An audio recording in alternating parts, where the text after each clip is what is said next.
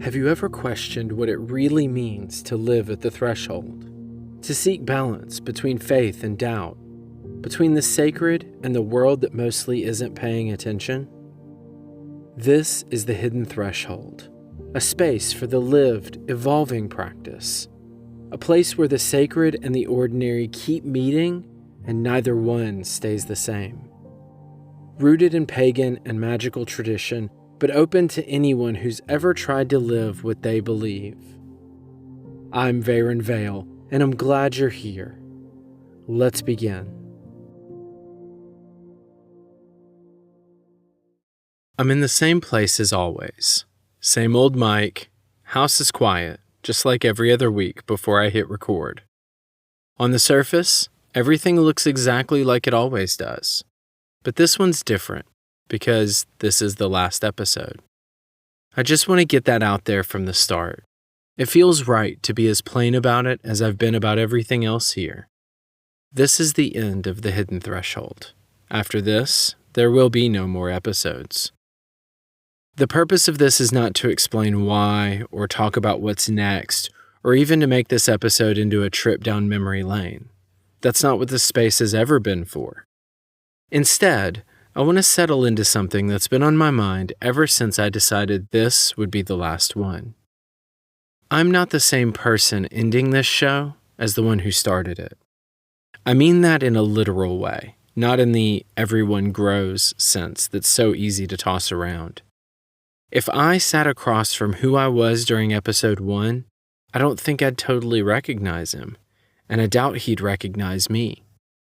2 seasons of speaking completely honestly about what I believe in and how I try to live, that changes you. It changed me. I didn't realize it while it was happening, but nobody ever does. So that's what I actually want to talk about today for this last round. If the person wrapping up isn't the same as the one who started, what does it even mean to call it the same journey? Is it the act of walking itself that ties it all together? Or is that just a nice story we tell about something that was never really one continuous line? I don't know yet. I'm standing here now, not quite sure where we land. Let's figure it out together, one last time.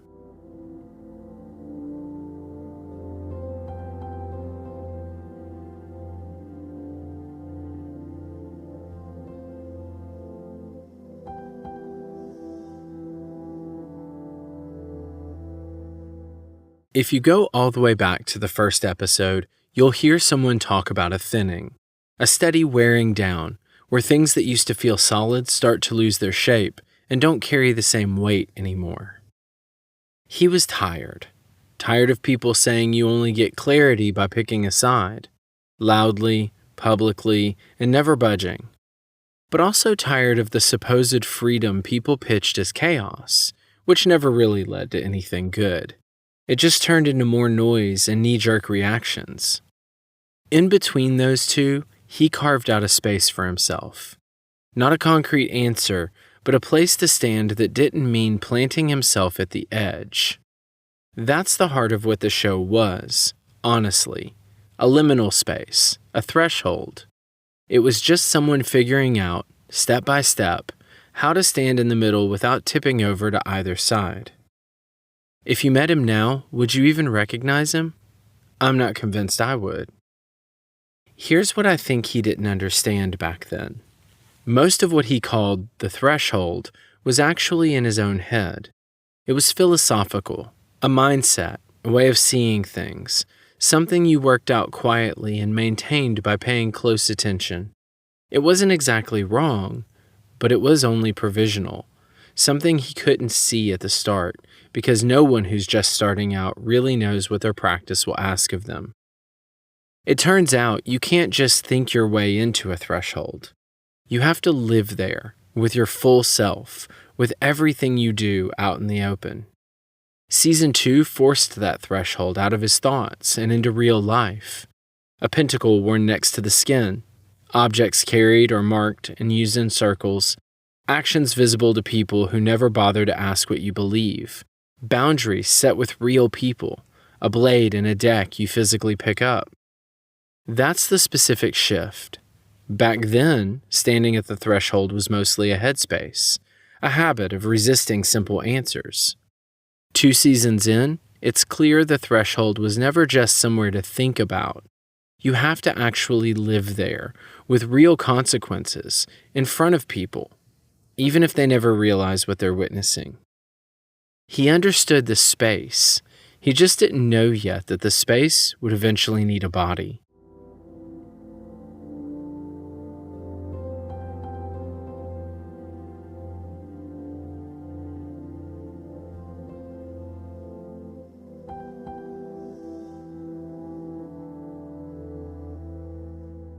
Here's the part nobody warned you about when you start something like this. I thought I was making a podcast about a practice, just digging in, explaining what I already knew. I didn't even consider the idea that the practice might reach back and start working on me. Looking back, the first season was all in my head. I spent most of it thinking out loud, trying to figure out where I actually stood between feeling absolutely sure about things and just letting them fall apart. It felt safe. Almost too safe, though I didn't notice at the time. It's one thing to pick apart your thoughts before anyone hears them. Living those thoughts out loud is a completely different thing. You can rewrite an idea before it goes public, but you can't rewrite your life. Season 2 shook that up. I had to turn outward, pay attention to how I treat people, question the boundaries I draw or let slide, notice which tools I pull out and why, and try to see what other traditions do differently. Here's the wild part. I expected all this thinking to shape a good episode. I didn't expect it to come back and actually change me. So what did you picture when you started listening to this show? Because I thought I was just going to talk about a practice I already had, maybe explain it a little bit better. But that's not what happened at all. Instead of just describing a practice, the show became part of my practice. And if you keep up with an honest practice long enough, it doesn't leave you untouched. I can tell you the exact moment it switched from theory to real life. I was drafting an episode about conduct, boundaries in a circle, what they might teach us. While I was writing, right there, mid-sentence, my mind jumped to a friendship I'd ended almost a year before. I hadn't seen the connection, not during, not after. I needed to write about circles, out loud, for an audience, to realize I'd already lived what I was trying to explain. That's not a small thing to discover right there on the record while you're writing. The show isn't just a place where I talk about things I know. Writing is how I found out what I really know. So when I say 2 seasons of this changed me, I don't mean that in a vague way. I mean exactly this.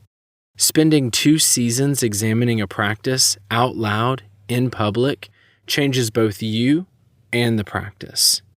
I set out to talk about who I was. What I got instead was a front row seat to who I was becoming, moment by moment, on tape, with no rewrites.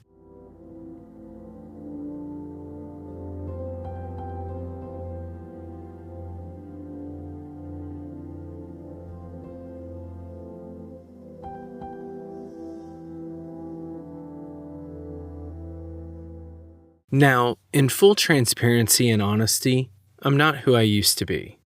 And listen, I'm not complaining, and I'm not apologizing either. Sometimes you hear people explain their own change like they have to defend it, but that's not what I'm doing. It's just the truth. I think the honest move, standing here at the end, is to actually sit with what that means, to look it in the eye instead of grabbing onto an easy story to make it feel better. What really surprises me, looking back, is how this whole thing even started.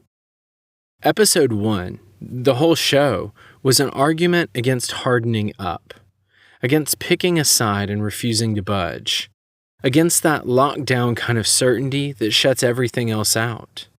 I was proud of staying soft, wobbly even, refusing to get stuck at the edge, always keeping the doors open on every side. But that's just not me anymore, at least not exactly. During season 2, I acknowledged the boundary when I cut off a 15-year friendship on purpose. I finally let go of the concern about whether I'd gotten too rigid or lost my way. I confessed to arrogance and told you, straight up, I don't think I passed that test, and I'm not sure I even want to.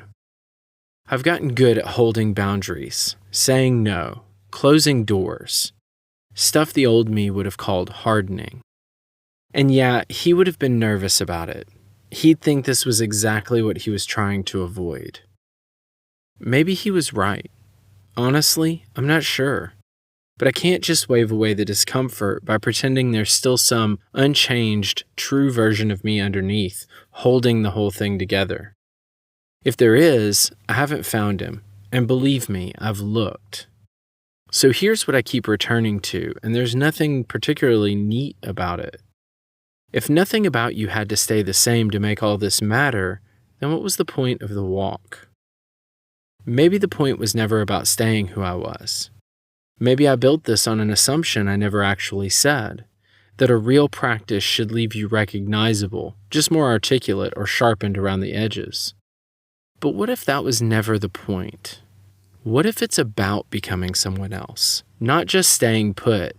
And I just didn't get that when I started talking, alone in a room, into a microphone. Really, I just want to acknowledge that change happened. It was inevitable, whether I realized it or not. I can't pretend that it isn't a big deal, but I also understand now that in order to keep walking forward, change is necessary.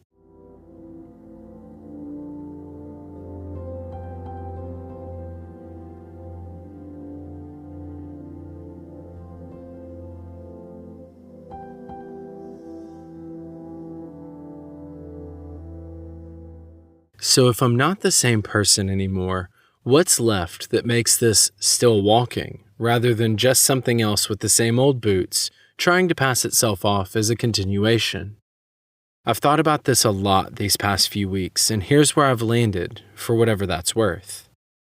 I don't really think it's me who's been doing the walking. It's the walking itself. It's the choice to keep going, to keep saying what I believe out loud, in front of people, instead of quietly believing in private and pretending that's enough. That's the one thing that hasn't budged. It's the choice I made before episode 0 ever happened, and I'm making it again, right here in this very sentence. Everything else about me has shifted. That hasn't. Maybe that's the real answer to the question I started this episode with. What if the walk was never about ending up as the same person on the other side? Maybe there was never any prize for staying perfectly recognizable. What if the point was just not to stop, just showing up authentically over and over, even when showing up changes you? I think that's really it. Because if staying the same person was the test, none of us would pass. We all change the second we let anything matter enough to move us. That was never the point. The point was always to keep at it. Keep showing up for the questions, even when the questions start turning back on you, even when you don't love what you find. So here I am. Same mic, same room as always. The road I've been on, this particular show, it ends today. This is the last step on that path. But the walking doesn't stop. It just finds a different shape, heading somewhere I'm not ready to define yet. That's not me ducking out, it's just me knowing some things shouldn't be said before they're actually ready. This show taught me that. Not everything needs to be declared the second it's true. I'm still walking. I just don't know what the road's going to look like from here on out. And for the first time in a long time, I'm actually okay with not knowing before I start.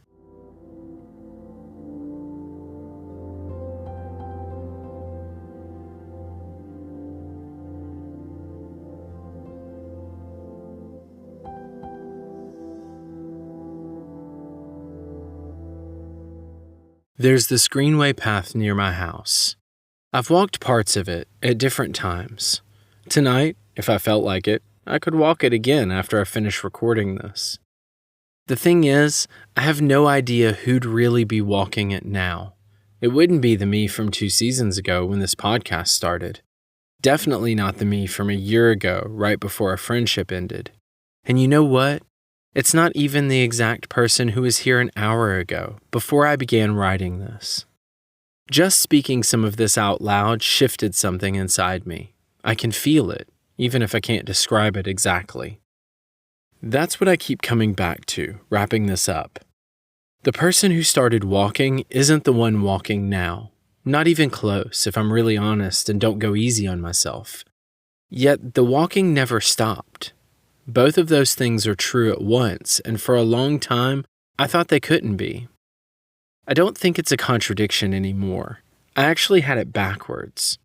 All this time, I thought each walk was meant to prove I could stay the same. Like if I did it right, I'd end up still recognizable, just a little wiser, a little clearer, but fundamentally unchanged.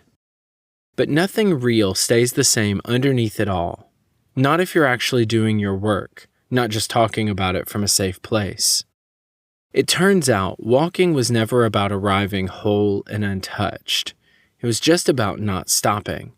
And that, somehow, is what I really managed to do, without ever making a decision about it. So this is where this particular road ends. Not the walking, though.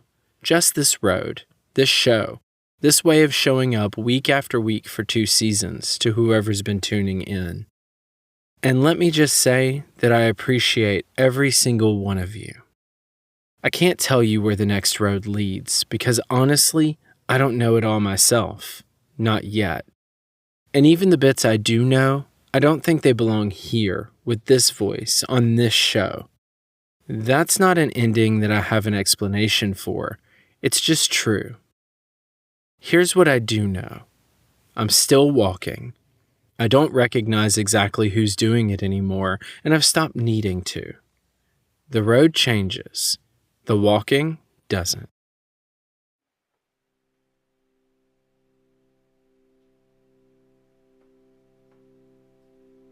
If something from today stayed with you, you don't have to figure it out right now.